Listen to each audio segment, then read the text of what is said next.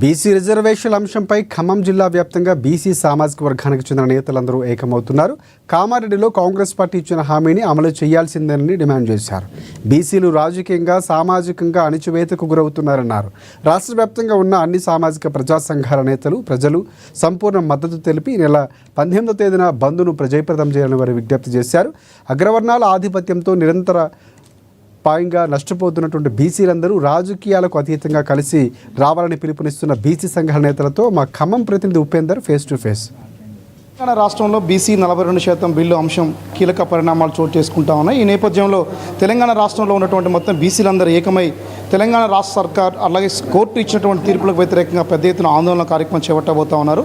ఈ నెల 18వ తారీఖున రాష్ట్ర వ్యాప్తంగా బంద్ పిలుపునిస్తున్న నేపథ్యంలో వివిధ రాజకీయ పార్టీలు ఇప్పటికే మద్దతు ప్రకటించాయి. ఇప్పటికే బీసీ ప్రజా సంఘాలు జేఏసీ ఆధ్వర్యంలో బంద్కు సంబంధించిన ఏర్పాట్లు భారీ ఎత్తున చేస్తూ ఉన్నారు. మనతో మాట్లాడేందుకోసం దీనిపై పూర్తి వివరాలు అందించుకోసం కోసం మనతో పాటు బీసీ సంఘాల నేతలు మనతో పట్టున్నారు.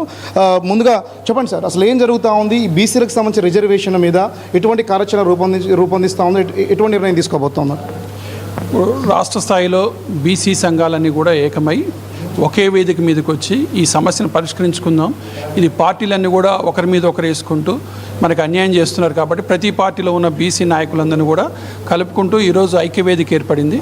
ఐక్యవేదిక బేస్డ్గా మనం అందరం కూడా మన మద్దతు అంటే మన బలాన్ని ప్రదర్శించడానికి 18వ తారీఖు నాడు తెలంగాణ బంద్ని ప్రకటించడం జరిగింది. దానిలో భాగంగా ఇవాళ ఖమ్మంలో కూడా అన్ని రాజకీయ పార్టీలు కలవడం జరిగింది. అలాగే ఇక్కడ ఉన్నటువంటి బీసీ సంఘాలు, బీసీ నాయకులు, సీనియర్ నాయకులు అందరూ కూడా పోయి కలవడం జరిగింది. ప్రతి పార్టీ కూడా మద్దతు ఇస్తుందని చెప్తున్నారు. కాబట్టి ముందుగా మీ ఏంటంటే బంద్ని విజయవంతం చేసుకొని దాని తర్వాత ఏదైతే ఎక్కడైతే అవరోధాలు కలుగుతున్నాయో అది కాంగ్రెస్ కానీ బీజేపీ కానీ ఇంకే పార్టీ అయినా సరే బీసీలందరూ ఏకమై వారి మీద ఒత్తిడి తీసుకొచ్చి ఏదైతే పూర్తి స్థాయిలో రాజ్యాంగ హక్కుగా రావాలంటే పార్లమెంట్లో 9th షెడ్యూల్లో మార్చాలి. కాబట్టి దాన్ని ఎట్టి పరిస్థితిలో సాధించుకుందానికి అన్ని పార్టీలు మీద ఒత్తిడి చేయడానికి అన్ని పార్టీలో ఉన్నటువంటి బీసీ నాయకులందరినీ కూడా ఏకం చేయడానికే ఈ బీసీ ఐక్య వేదిక ఏర్పడింది. మీరు చెప్పండి సార్, అసలు ఓవరాల్గా ఈ బీసీలకు సంబంధించినటువంటి 42% రిజర్వేషన్ అంశం మీద ప్రధానమైన అడ్డంకుగా ఉన్నటువంటిది ఏంటిది? అసలు అడ్డంకు ప్రధానమైన కారణం ఎవరున్నారని చెప్పేసి మీరు భావిస్తూ ఉన్నారు? ప్రధానమైన కారణం అంటే దీనిలో ఒకటి 42% కామారెడ్డిలో మీటింగ్లో ఏదే నిర్ణయించారో దాని ప్రకారంగా బీసీకి 42% ఇవ్వడం జరిగింది. ఆ తర్వాత అసెంబ్లీలో కూడా 42%కి అన్ని పార్టీల వాళ్ళు మూకుమ్మడిగా ఒప్పుకున్నారు. 42% బీసీలకి ఇవ్వడానికి 9th schedule already GO pass అయింది. అది కోర్టులో మనకి స్టే రావడంతో ఆగింది అనేది అది వాస్తవం. కానీ స్టే రావడంలో కూడా కొన్ని ప్రధానమైన పార్టీలు వాళ్ళకి సంబంధించిన వాళ్ళు కోర్టులో కూడా పిల్లేసి తర్వాత ఏమంటే ఇది నీరుగార్చడం కోసం జరుగుతున్న పరిణామాన్ని భావిస్తున్నాం. అలాగే సెంట్రల్ గవర్నమెంట్ కూడా ఇది పార్లమెంట్లో ప్రవేశపెట్టవలసిన అంశం 9th షెడ్యూల్ను కూడా అధ్యయనంలో చేర్చవలసిన అంశం అది కూడా జాప్యం జరగడం వల్ల ఇది చాలా జాప్యానికి గురవుతుంది. దీన్ని మనం తట్టుకోవాలంటే ఇలాంటి ఉద్యమాలు ఇంకా ముందు కూడా రాకుండా ఉండాలి. ముందు కూడా ఇలాంటి ఉద్యమాలు ఇప్పుడు జరగలేదు. ఇది పెద్ద మహా ఉద్యమం. ఈ ఉద్యమం ద్వారా మాకు రావాల్సిన హక్కుని మేము పొందడానికి 18వ తారీఖున జరిగేటువంటి ఈ బీసీ ఐక్యవేదిక ఉద్యమాన్ని జయప్రదం చేయడానికి అన్ని పార్టీలు కలిసాం. అందరూ కూడా సుమూహంగా వ్యక్తపరిచిండ్రు. ఆ దిశలో మేము ప్రయాణం చేస్తున్నాం. తప్పకుండా విజయం సాధిస్తాం. బీసీ 42% మేము సాధించి తీరుతాం. మీరు చెప్పండి, మాజీ డీసీసీబీ చైర్మన్ గారు మనతో పట్టున్నారు. చెప్పండి, అసలు ఏం జరుగుతూ ఉంది? ఖమ్మం జిల్లాలో బంద్లో ఏ వర్గాలు పాల్గొనబోతా ఉన్నాయి? అన్ని వర్గాలు పాల్గొంటున్నాయి. అన్ని పార్టీలు కూడా బీసీలందరూ కూడా ఏకమవుతున్నారు. రాబోయే కాలంలో ఇప్పుడు ఆ బిల్లు ఎవరి దగ్గర ఉంది, ఎక్కడ ఉంది, ఏ పార్టీ దగ్గర నష్టం జరుగుతుంది అనేది బీసీలందరూ గుర్తిస్తారు.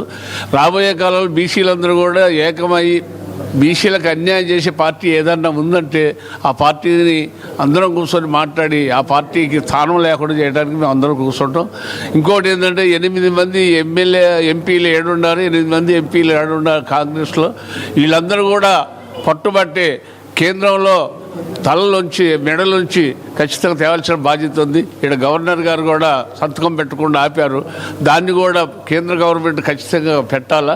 పెట్టకపోతే బట్టి బాగుండదు. అది కూడా కేంద్ర గవర్నమెంట్ని మోడీ గారిని హెచ్చరిద్దాం. మోడీ గారు బీసీ నాయకుడు అయ్యి ఉండి కూడా బీసీలకు అన్యాయం జరుగుతుంటే చూస్తూ ఊరుకుంటే బాగుండదు. బీసీలంతా ఏకమైతే కడవాళ్ళంతా కూడా ఏమవుతారో గుర్తుంచుకోవాలా. ఆ విధంగా బీసీలంతా కూడా ఏకం కావాలని, రాష్ట్రంలో ఉన్న బీసీలందరూ కూడా ఒక తాటి మీదకి రావాలని మనస్ఫూర్తిగా కోరుకుంటున్నాం. ఈ నెల 18వ తారీఖున ప్రజాయుద్ధంగా దీన్ని తీసుకుపోతా ఉన్నాం. తెలంగాణ రాష్ట్రంలో ఉన్నటువంటి బీసీలందరినీ ఏకం చేయబోతా ఉన్నాం.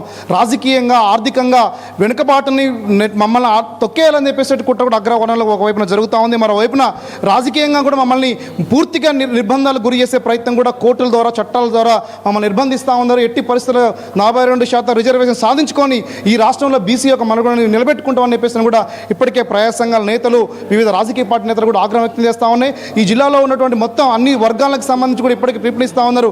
42% రిజర్వేషన్ న్యాయమైన పోరాటానికి సంపూర్ణమైన మద్దతు కూడా ప్రజలందరూ ఇవ్వాలని చెప్పేసి కూడా అన్ని వర్గాలు కూడా ఈ బంద్లో పాల్గొనాలని చెప్పేసి కూడా బీసీ సంఘాలు పిలుపునిస్తూ ఉన్నాయి. ఇది ఖమ్మంలో తాజా పరిస్థితి.